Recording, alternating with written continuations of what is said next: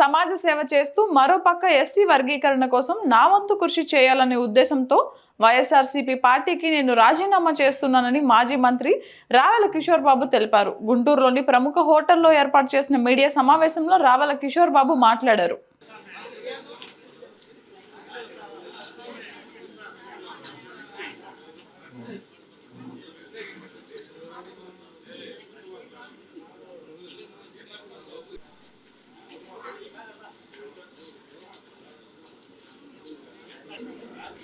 అంబేద్కర్ వాదిని కన్షిరామ్ శిష్యుడనైనటువంటి నన్ను శ్రీ నారా చంద్రబాబు నాయుడు గారు 2014లో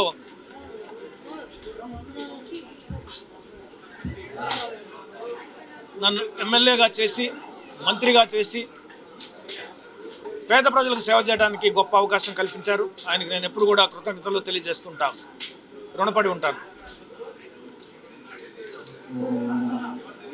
దురదృష్టవశాత్తు కొన్ని అనివార్య కారణాల వల్ల తెలుగుదేశం పార్టీలో నేను కొనసాగలేకపోయాను.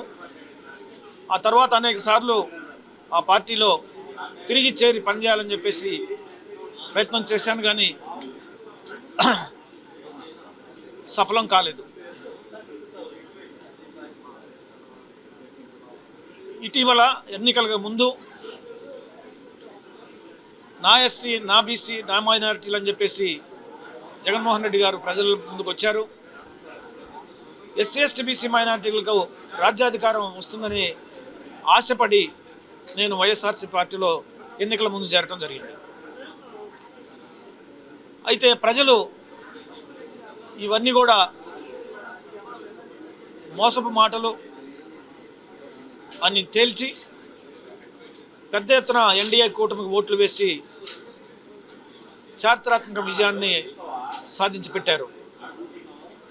వైఎస్ఆర్సీపీ పార్టీ ఈ ఎన్నికల్లో ఘోర పరాజయం పొందింది.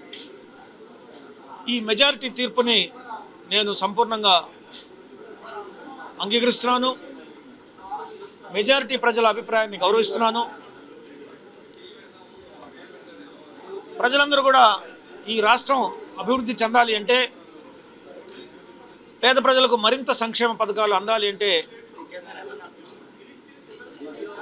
కేంద్రంలో నరేంద్ర మోడీ గారు, రాష్ట్రంలో చంద్రబాబు నాయుడు గారు పరిపాలించాలని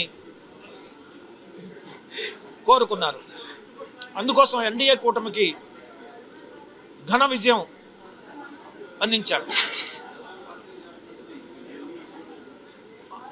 అంతేకాకుండా ఎస్సీ వర్గీకరణ కోసం మందకృష్ణమాదిక్ గారు 40 సంవత్సరాలుగా పోరాటం చేస్తూ ఉన్నాడు. అది చివరి దశకు వచ్చింది. నరేంద్ర మోడీ గారు, చంద్రబాబు నాయుడు గారు వర్గీకరణకు కట్టుబడి ఉన్నామని చెప్పేసి ఆ సమస్యను త్వరితగతిన వెంటనే పరిష్కారం చేస్తామని చెప్పేసి కూడా చెప్పడం జరిగింది.